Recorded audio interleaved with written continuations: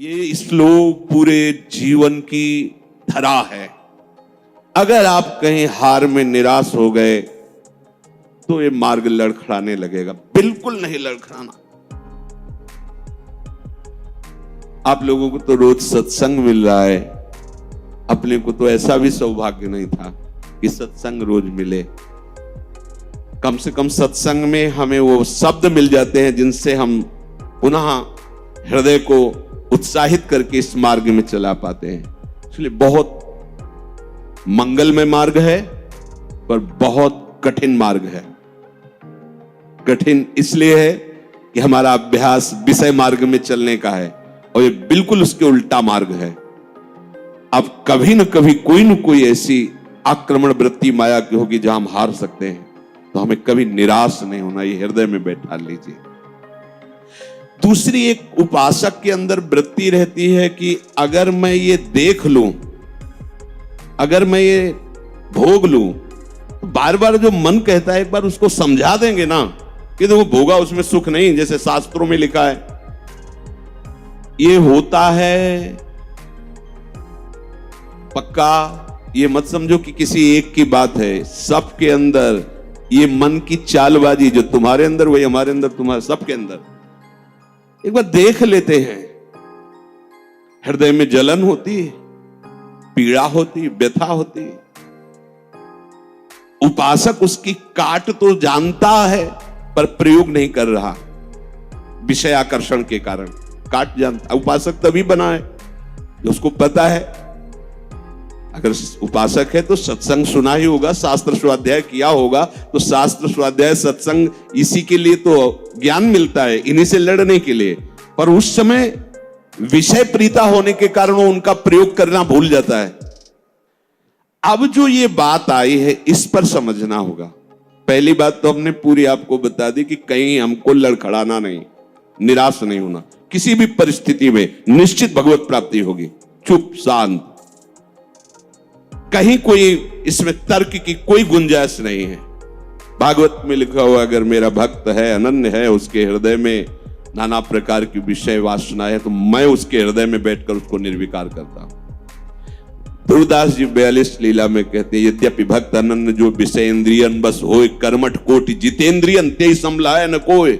यदि वो श्यामा श्याम का अनन्य है पर विषयी है, तो करोड़ों कर्मकांडी और जितेंद्रिय इसकी समानता नहीं कर सकते, क्योंकि कर्मकांडी को कर्म पर विश्वास है, जितेंद्रिय को अपनी जितेंद्रियता पर विश्वास है, और इसको प्यारे जू का भरोसा है, लेकिन इसकी बराबरी कोई नहीं कर सकता। यद्यपि वो विषय, यद्यपि भक्त अनन्य जो विषय इंद्रियन बस होए। ये कोई केवल ऐसे नहीं कि ये भाषण हो रहे हैं, मनमानी जो आया सो बोल दिया। तस्मात् शास्त्रम प्रमाणम, और सबसे बड़ा शास्त्र ये है हमारी छाती, जिसको हम जीते चले आ रहे हैं। ये मन कभी कभी हमको ऐसा प्रेरित करता है, जहां इसको विषय संयोग होने का अवसर दिखाई दिया, कोई क्रिया, कोई संयोग, कुछ, तहां ये मन बुद्धि को इस तरह से आकर्षित करता है कि सुना है शास्त्र और गुरुजन कहते हैं कि सुख नहीं है, पर अगर हम इसे एक बार भोग लेते तो हमें पता चल जाता कि सुख नहीं, फिर हम अपने मन को समझा देते। इस बात पर आपको सावधान होना है। ये नहीं कि ये हमारे हृदय में आती, इनके हृदय में आती, इनके आपके हृदय में नहीं, ये चराचर जगत की बात कह रहा हूं। जो मन को पढ़ा जाता है ना, जैसे संत जन दूसरे की बात 1 मिनट, ये सिद्धि की बात नहीं होती, वो अपने मन को पढ़ते हैं और वही बात कहते, तो वही सबके मन में लगा, हाँ अरे यार ये तो हमारे मन की बात बोल दी, ऐसे ही चल रहा था। ऐसा वो नहीं है कि तुम्हारे मन की बात कह रहे, नहीं, उन्होंने अपने मन को पढ़ा है, अपने मन को देखा है। आप बहिर्मुख इसलिए समझ नहीं पा रहे, वो उसी को पढ़ते रहते, एक एक हरकत उसकी देखिए। तो जब वो बात कह रहे हो, जब आपको मन में वही चल रहा है, तो आपको लगता है ये तो हमारे मन की, आज जो सत्संग हुआ केवल मेरे लिए हुआ। ऐसा उनका मन, उन्होंने अपने मन को देखा है। तो ये मन ऐसी प्रेरणा करता है। जब हमारा मन किसी भी भोग के लिए ऐसी प्रेरणा करे कि यदि हमें ये भोग मिल जाता, तो हम अनुभव कर लेते और मन शांत कर लेंगे। ऐसा होता है कि बहुत दिन से यार लगा है मन में कि समोसा चटनी लाओ यार, एक बार खा के देखते हैं। ये चीज देख लेते, चलाओ टीवी चलाओ, मोबाइल में सर्च करो, ये छू लेते हैं, ये भोग लेते हैं। यही हमारे फंसाने की चाल है। अच्छे से देखना, हम गिरते कहां हैं? जहां हम मन को सपोर्ट करते हैं। मन हमें कैसे दस्तखत करने के लिए राजी करता है? कुछ नहीं बिगड़ेगा, बस देखना है क्या होता है। सूंघने से, खाने से, देखने से, छूने से, शब्द स्पर्श रूप रस गंध, इन 5 भोगों को ही भोगने के लिए हमें विवश करता है। मन ऐसा प्रेरित करता है, ऐसा बोले अब शांत हो गया, भजन कर। कई मिनट माला चलेगा, लेकिन अगला प्रोग्राम वो तय कर चुका है। सामने आपके जहां पेश किया, कांप जाओगे आपकी, ये क्या हो रहा है? हमने तो सोचा था केवल एक बार देख लेंगे, अब क्या हो रहा है? वो ऐसे दलदल में फंसा देता है कि अगर हरि का आश्रय नहीं है तो कभी नहीं निकल सकता, कभी नहीं निकल सकता। न जातु कामः कामनामुपभोगेन शाम्यति, हविषा कृष्ण वर्तमेव भूय एवाभिवर्धते। ये विषयों की लालसा भोगने से कभी भी शांत नहीं होती। ब्रह्म ऋषि महापुरुष इनके अनुभव की बात है। न जातु कामः कामनामुपभोगेन शाम्यति। समझ लो, मन को ठीक करने के लिए महापुरुषों के वचन ही शस्त्र हैं, वचन ही प्रमाण हैं। जब हमारा मन ये लालसा पैदा करता है, तभी हम उसमें तदात्म हो जाते हैं, क्योंकि हम सुख के लोभी हैं। वो हमें सुख दिखाता है, बस ऐसे, बस उसी समय विषयों की लालसा हमारे सामने प्रकट की गई, मन ने प्रस्तुत किया। ऐसा समझ लो कि जीव एक राजा है और बुद्धि उसकी रानी है और मन उसका मंत्री है। और इस मंत्री ने चतुरता पूर्वक पूरे राजमहल को अपने अंडर में कर रखा है। जैसा ये चाहता है वैसा दस्तखत दोनों से करवा लेता है। मन, हमारी बुद्धि एक एक वृत्तियों पर अधिकार कर चुका है। अगर बुद्धि निश्चय करती कि गलत है, बिल्कुल नहीं सुनता और दस्तखत करवा ही लेता है, समझना। और राजा इतना अधीन हो चुका है बुद्धि और मन के कि वो कुछ निर्णय करता ही नहीं है। जहां जैसे रानी ने इशारा किया तो मंत्री ने कागज रख दिया, उसने दस्तखत कर दिया, पढ़ा भी नहीं कि है क्या ये। अगर वो पढ़ ले और वो रानी और मंत्री की अधीनता को समझ जाए कि मैं इनके अधीन हो रहा हूं, तो आप समझो 1 सेकंड में पूरा सिस्टम ठीक हो जाएगा, क्योंकि वो सर्व सामर्थ्यशाली है। बस चूक यही हो रही, आज तक कभी उसने पढ़ा ही नहीं कि क्या पेश कर रहा है, बस दस्तखत कर दिया। उस राजा की क्या दुर्दशा होगी जिसकी रानी और मंत्री भी उसके खिलाफ ही खड़े हुए हैं और उसको लग रहा है सब अनुकूल है। उस राजा की क्या दुर्दशा होगी? क्या है वो राजा, किस बात का राजा है? वही दशा इसकी है। ईश्वर अंश जीव अविनाशी, चैतन्यमल आनंद सुख राशि। वो जीवात्मा बुद्धि की प्रियता में, मन की सलाह में फंसकर निकृष्ट भोगों में, कहां आनंद राशि, कहां चिदानंद घन स्वरूप और कहां मलिन प्राकृतिक भोग, हर में दस्तखत। सोच ही नहीं पा रहा है। ये लो, मांस लो, मदिरा लो, व्यभिचार लो, ये सब में दस्तखत। यही दुर्दशा हो रही है।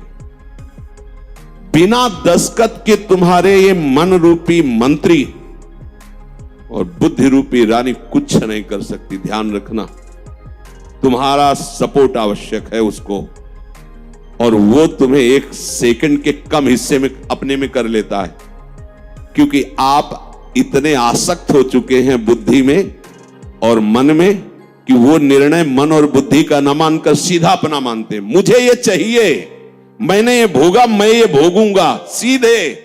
अब आप इस रास्ते को नहीं जान रहे, फंस रहे। प्राय साहब, मैं इसके बिना नहीं जी सकता, इतना तो मुझे चाहिए ही। ये आज बहुत सोच समझ करके बातें दिमाग में बैठलना, ये शास्त्रीय बातें कम, हृदय की बातें इसमें ज्यादा हम इसलिए कह रहे हैं कि यही हम लड़खड़ा जाते और यही हम फेल हो जाते हैं। और यही लगता है अब क्या है यार, किसी तरह जी लो बस। नहीं नहीं, संतों से शास्त्र इसलिए श्रवण किए जाते कि शास्त्र में जो लिखा है उसको तुम्हारे समझने की ज्यादा आंतरिक पहुंच नहीं है, संतों ने उसको जिया है और उस शब्द को उन्होंने स्वाद लिया है, फिर उसे जब बोलते अपने अनुभव के साथ तो एकदम दिमाग में आके बैठ जाता है। एक बार भी जिस इस देश में उतर गया भोगने के लिए, सिर्फ एकमात्र हरि के चरणार बिंद है कि वापस ला सकते, दूसरे की सामर्थ्य नहीं। ये ऐसा दलदल है कि वो धंसता ही चला जाएगा, डूब जाएगा, नहीं निकल सकता और नहीं निकल पाए आज तक। पूरे अनादि जन्म व्यतीत हो गए। आज हरि कृपा से, गुरु कृपा से साधु संग प्राप्त हुआ है, तो हमें ऐसे दलदल से निकाल कर ऐसे स्वच्छ और सुरक्षित स्थान पर उन्होंने खड़ा कर दिया। तो आप सब ध्यान दीजिए, ये मन आपको कैसे फंसाता है। ये आपके सामने आपकी कमजोरी पा गया है। क्या? जीव सुख समुद्र का अंश है, वो केवल सुख चाहता है। ये कमी पा चुका है, इसको सुख चाहिए। और सलाह और दिशा दोनों गलत हो गई। सलाहकार मन प्रकृति से मिला हुआ है और दिशा विषय भोगों की तरफ चली गई। अब ये जिस विषय को कह देता है ये स्वीकार कर लेता है। अब इस बात को आपको काटना होगा। वो आपके सामने लालसा पेश करेगा सुख भोग की। अज्ञानी कभी इससे नहीं निकल सकता, ध्यान रखना। और भक्त कभी अज्ञानी नहीं होता। बड़े बड़े भक्तों को देख लीजिए, भक्तराज श्री हनुमान जी महाराज, ज्ञानी नाम अग्रगण्यम बुद्धिमताम वरिष्ठम। भक्तराज गरुण जी, जिन पर भगवान स्वयं आसन लगाते बैठते हैं, गरुण महाज्ञानी गुण राशि। अब भक्त को कोई कहे कि ये तो अज्ञानी, भक्त परम ज्ञानी होता है। दोनों पक्षों का ज्ञान होता है, प्रेम का भी और आत्मस्वरूप के बोध का भी। यानी एक पक्ष केवल आत्मस्वरूप का बोध और मुक्त हो गया, और भक्त मुक्त होते हुए भी मुक्ति को न स्वीकार करके आगे बढ़कर भगवत प्रेम राज्य में प्रवेश पाता है। न जातु कामः कामानामुपभोगेन साम्यति। ये बात बैठा लिए भाई। ये जो मन आपको पेश कर रहा है कि ये क्रिया हो जाती, ये भोग मिल जाता तो मुझे शांति मिल जाती और फिर मैं आराम से बैठ के भजन करता। सावधान रहना, ये दुश्मन आपको प्रलोभन में फंसा कर ऐसे दलदल में ले जा रहा है जहां केवल हरि बचा सकते, दूसरा नहीं। केवल हरि, केवल हरि, दूसरा नहीं। विश्वास करना, दूसरा कोई नहीं बचा सकता इस दलदल से, क्योंकि आप बचना ही नहीं चाहेंगे।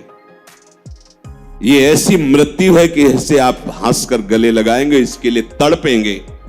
ये न भयावह नजर आएगी और न एक कटु नजर आएगी, पर ये जहर से भी ज्यादा कटु है और मृत्यु से भी ज्यादा भयावह है। ये भगवती माया का जो आकर्षण है, उस समय अगर कोई बचा सकता है तो केवल हरि, दूसरा नहीं। हविषा कृष्ण वर्तमेव भूय एवाभिवर्धते। जैसे अग्नि में घी डालते जाओ तो अग्नि प्रज्वलित ही होगी, बुझेगी नहीं। ऐसे ही तुम्हारे सामने मन की जो जो भेजी हुई भोग लालसाएं हैं, अगर उनको तुम स्वीकृत करते गए तो तुम्हारी कामना तुम्हारा नाश कर देगी, तुम्हारा पतन कर देगी, दुर्गति प्राप्त हो जाएगी।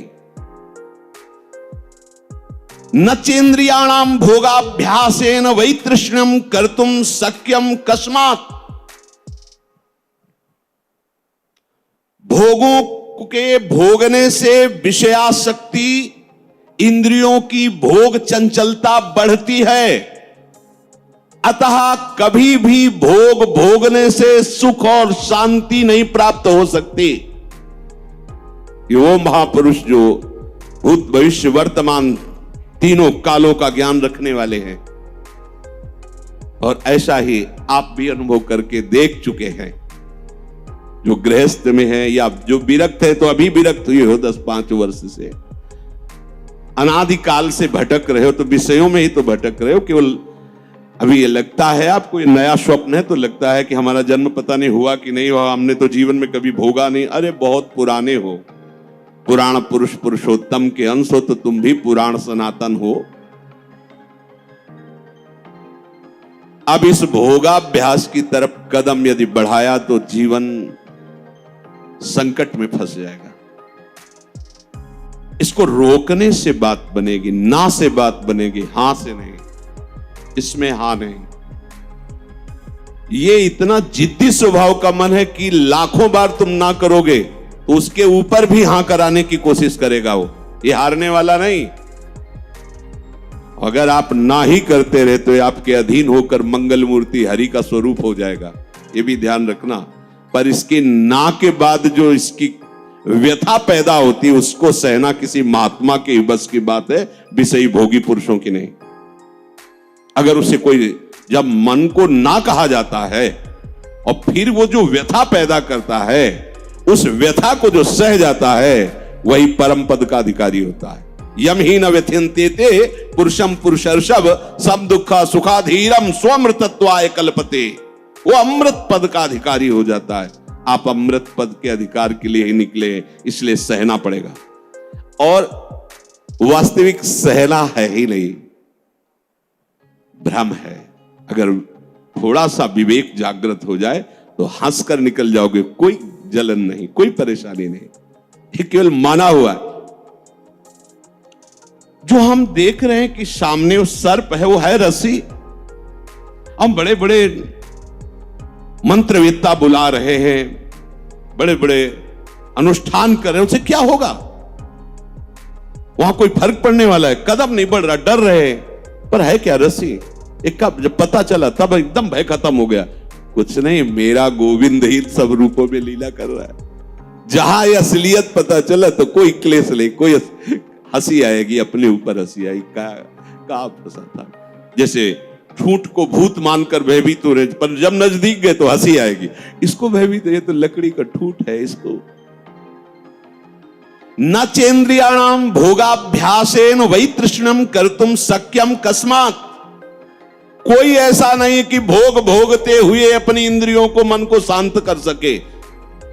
त्यागात शांति। और हमारा मन हमको क्या सलाह देता है? भोगा शांति।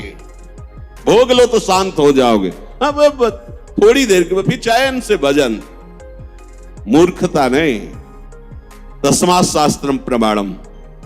पर ये जो मन व्यथा पैदा करता है, ध्यान रखना, सह वही सकता है जिसका नाम चल रहा होगा। राधा राधा राधा। हम कई बार उपासक जो नजदीक होते हैं, किसी भी अचानक पूछते हैं, कहां हो? बोलो बोलो, कहां हो?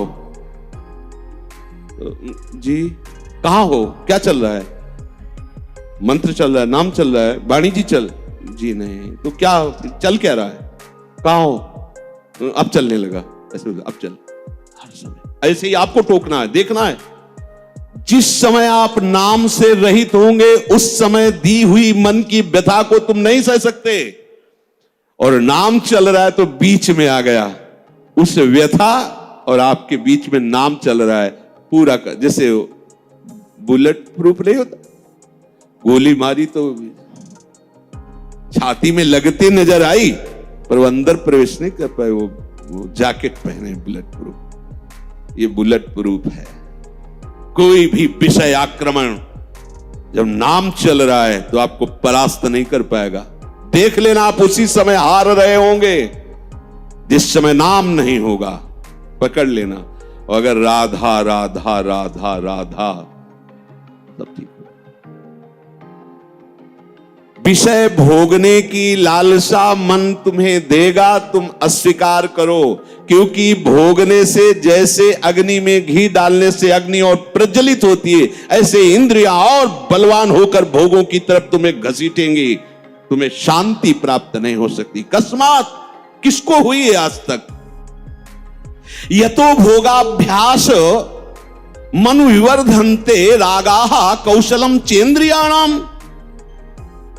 जो भोग भोगने में सुख के अनुभव के भ्रम में फंस गया, उसकी इंद्रियां उसे कला कौशल पूर्वक भोग में और फंसाती है। ऐसे से करो, ऐसे करो, इसको उसको ऐसा वैसा नष्ट कर देती है। माला लिए बैठा है और सोच कितना गंदा, ध्यान में बैठा है, चल कहां रहा है, पूजा कर रहा है, कर क्या रहा है अंदर से? क्या हुआ? ऐसा क्यों हुआ? क्योंकि भोगाभ्यास, इंद्रियां बलवान होकर के अपने अधीन कर लिए उसको। यद्यपि मृषा, बात झूठी है, कैसे अधीन हो सकता है? पर छूटत कठिनाई, बहुत विवेक की आवश्यकता है। अब और सुख प्राप्ति की इच्छा बढ़ती चली जा रही, तो व्यभिचार शुरू हो गया, पापाचार शुरू हो गया, भूल गया मर्यादा, पशुता आ गई, राक्षसी प्रवृत्ति आ गई, और सोच रहा था कि शांति मिल जाएगी ऐसा करने, और ऐसा शांत फिर हो जाता है कि उसे एक ही बात समझ में आती है कि अब शरीर ही छोड़ दे तो अच्छा है। ऐसी स्थिति आ जाती है, घृणा हो जाती है उसको अपने जीवन से, जीना उसके लिए नरक लगने लगता है कि ऐसा जीवन, क्या जीवन। पर अब विवेक काम नहीं करता, क्योंकि इंद्रियों ने अधीन कर लिया है। बिखर पर्यो मन समटत नाही, इंद्र ने लीनो जीत, इंद्रियों ने जीत लिया। तस्माद अनुपायः सुखस्य भोगाभ्यासः, बस वो इसी सुख का चिंतन करता रहता है। भोगाभ्यास कैसे? पूरा जीवन इसी में, भोग सामग्री एकत्रित करना, उसको भोगना, अधिक से अधिक भोग सामग्री एकत्रित करना, उसको भोगना, बस इतना ही जीवन। देख लो जो सत्संग विहीन है, भगवत विमुख, देख लो इतना ही जीवन है। भोगाभ्यास, भोग सामग्री संग्रह, बस उसको भोगना, यही जीवन। ये तो पशु भी कर रहे हैं। खान पान निद्रा भय हार मैथुन। बोले जो, बहुत ध्यान से सुना, अभी शांत बैठा था और मन ने भोग लालसा उसके सामने रखी, वो तदात्म हो गया और भोग करके अब सुख शांति प्राप्त करने की इच्छा में सम्मिलित हो गया। बोले उसकी ऐसी दुर्दशा हो गई, सा खलवयम वृश्चिक विषभीत इवासी विशेषण दष्टो या सुखार्थी विषयानुवासितो महति दुख पंके निमग्नो इति। बिच्छू के डंक के जहर से बचने के लिए उसने अपने हाथ को सुरक्षित समझा सांप के बिल में डालना। अब उसकी क्या दुर्दशा होगी? भाव इसका, थोड़ी सी जलन दे रहा था जब हम कह रहे थे ना, हम उस बिच्छू के डंक जैसी बात को नहीं सह पाए, और जब विषय भोगा तो कैसा, जैसे सांप के बिल में उसके मुंह में हाथ लगा देना। अब वो जो सांप काटा, अब बहुत 45 मिनट जियोगे। अगर इंजेक्शन सही नहीं मिला मरी जाओगे, क्योंकि वो कोबरा का जहर पूरे शरीर में फैल जाएगा। और ये एक कोबरा नहीं, हमारे अनंत कोबरा डसते रहते दुर्वासना के। समझिए, पहले शांत था, भोग लालसा प्रकट हुई, जलन हुई। जब आपने उसे ना कहा तो वो जलन जो हुई, अगर उसको नहीं सह पाए और भोगाभ्यास में उतर गए, तो ऐसा समझ लो कि बिच्छू के डंक के भय से बचने के लिए सांप के बिल में हाथ डाल दिया। शास्त्र कहे सा खलवयम वृश्चिक विष भीत इवासी विशेषण दष्टो यह सुखार्थी विषयानुवासितो महत दुख पंके निमग्न। अब वो महा दुख में फंस गया।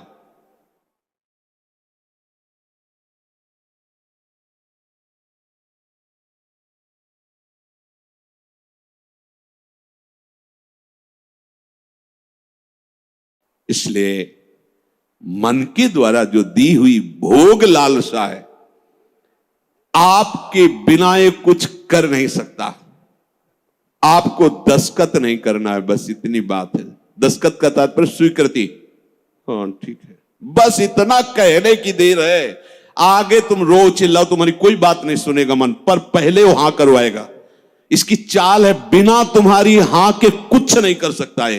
ये बात समझ लो। सब यही सैकड़ों बार प्रश्न होते हैं, वो हमारे अंदर ऐसा, वो ये काम, वो ये बात तुमसे सुधरेगी, किसी के आशीर्वाद से नहीं सुधरेगी। ये भी ध्यान रख लो, ये भी अनुभव की बात कहते हैं। कहीं भाग के किसी के भी पास चले जाओ, किसी का ऐसा नहीं होगा कि हाथ रख दे तुम निष्काम हो गए।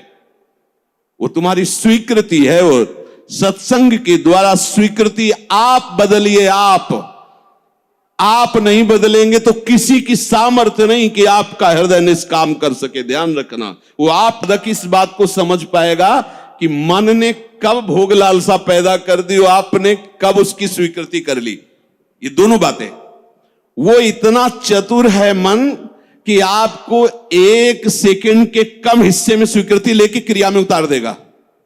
क्रिया का मतलब बाहरी नहीं, अंदर पूरा मनोराज्य शुरू कर देगा और आप फंसे हुए उसी में डोलते रहेंगे। चतुर उपासक हो। चतुर कौन? रामे भजे थे चतुर नर, राधा राधा राधा राधा। क्योंकि जब आप मनोराज्य में विचरण करने लगेंगे तो नाम छूट जाएगा। नाम छूटा मतलब हानि हो गई। पकड़ो, तुरंत पकड़ो। यही हमारा साथी, यही हमारा मित्र, यही हमारा बल है नाम, जो हमें इस मन की दुर्वासना द्वारा घसीटने पर भी नहीं घसीट पाएगा। श्री हरिवंश नाम बल रहो अपने, बिल्कुल अच्छे से समझ लीजिए, दूसरा कोई साथी नहीं।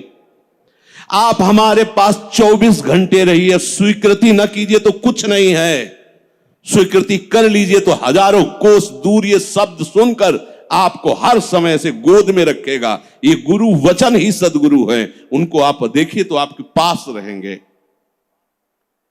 ये ऐसा दुख में दलदल में भी फंस जाता है, इतना कमजोर हो जाता है कि देखो, सुनकर आपको पहाड़ जैसी बात लगेगी, कैसे निकल पाऊंगा, हमसे नहीं हो पाएगा। और ये बोल कौन रहा है? ये भी तो देख, तू नहीं बोल रहा, बोल वही रहा है जो तुझे फंसाया और तू स्वीकृति कर रहा कि मैं बोल रहा हूं। भोग उसने भोगा, स्वीकृति तूने की, दुर्गति तेरी होगी। समझ पहले, ये ऐसा जाल है, इसे बिना सत्संग के आप समझ नहीं सकते। साप का साप धरा धरा। भगवान कह रहे मना कष्टान इंद्रियाणि प्रकृति स्थानी कर सती। तू मेरा अंश, ममई अंशो, तू मेरा है, और ये प्रकृति का अंश प्रकृति में जा रहा है। तू समझ, तो तेरे ही दस्तखत से, तेरी ही स्वीकृति से तेरी दुर्गति हो रही। स्वीकृति बदल। अब अगर हम हमसे ऐसी कोई चूक हो गई है तो हमें चिंता नहीं करनी। अब लो नशानी, अब ना। अगर ऐसी चूक हो जाए, कभी असावधानी हो सकती, तो हमें निराश नहीं होना। सुख दुखे समय कृत्वा लाभा लाभ हो जाए, ये आप बैठा लीजिए, नहीं तो ये आपको परमार्थ से अलग कर देगी, चाहे आप 20 वर्ष चलें। बहुत बड़ा युद्ध है, वो डट के खाना पानी बांध के युद्ध में आया है। ऐसा वो योद्धा नहीं है कि पानी पीने के लिए छोड़ के चला जाएगा। जब तक वो तुम्हें परास्त नहीं कर देगा तब तक वो हटने वाला वीर नहीं है। काम क्रोध लोभ मोह मद मत्सर, और आप महावीर हैं क्योंकि हरि की शरण में हैं। अगर आप नाम नहीं छोड़ेंगे, देखो 2 ही बातें कही गई, साधन को हरि भजन है, कै सत्संग सहाय। 2 बात पकड़ लो, सत्संग मिल गया मतलब परम पद में आरूढ़ होने की पूरी सामग्री मिल गई। अब आपको नाम नहीं छोड़ना है। जहां नाम छोड़े तो आप समझ लो, हानि हरिवंश के नाम अंतर कहे हनुमंत विपत्ति प्रभु सोई जव तो सुमिरन भजन। अगर नाम चल रहा है और ये जाल बुनकर फंसा भी लिया है तो कुछ भी हमारे संस्कारों को नहीं बिगाड़ पाएगा। ध्यान रखना, नया संस्कार ये पैदा नहीं कर पाएगा, हमारे अंदर निराशा पैदा नहीं कर पाएगा, ये भोगाभ्यास दृढ़ नहीं कर पाएगा, ये हार जाएगा। नाम हर समय हमारे हृदय में चलता रहे, ये बात पकड़ लीजिए। आज के सत्संग का सार, हम प्रभु की शरण में हैं। भले हमारे द्वारा कुछ भी कैसे भी जिसको हम नहीं संभाल पा रहे, फिर भी हमें निराश नहीं होना, हमें अपने प्रभु की प्राप्ति के लिए कदम बढ़ाना ही है। और हमारा विवेक साथ दे तो हमें मन और इंद्रियों के भोगाकर्षण में दस्तखत नहीं करने, स्वीकृति नहीं करनी।